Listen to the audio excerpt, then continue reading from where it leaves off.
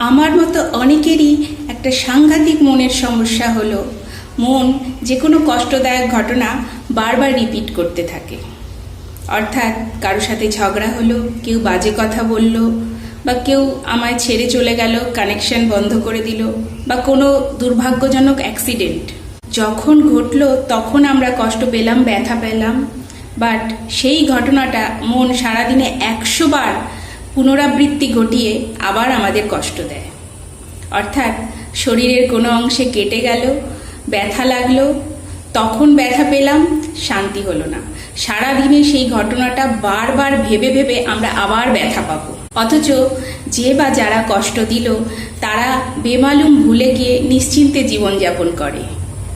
আমরা move on করতে পারি না, ভুলতে পারি না, এগোতে পারি না, নিজেদের সাফারিংটাকে নিজেদের সঙ্গে বয়ে বেড়াই।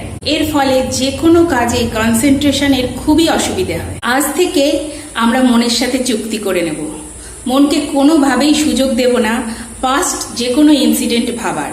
যখনই মন ভাবার চেষ্টা করবে তখন মনকে কোনো না কোনো কাজে এনগেজ করব। সেটা পছন্দের কোনো গান হতে পারে, অবশ্যই স্যাড সং নয়, কোনো ডান্স বিট, মুভি হতে পারে, বা পছন্দের কোনো ভালো গল্প বই হতে পারে, বা কোনো ওয়ার্কআউট করতে পারি, যা খুশি যেটায় মনকে এনগেজ রাখা যায়।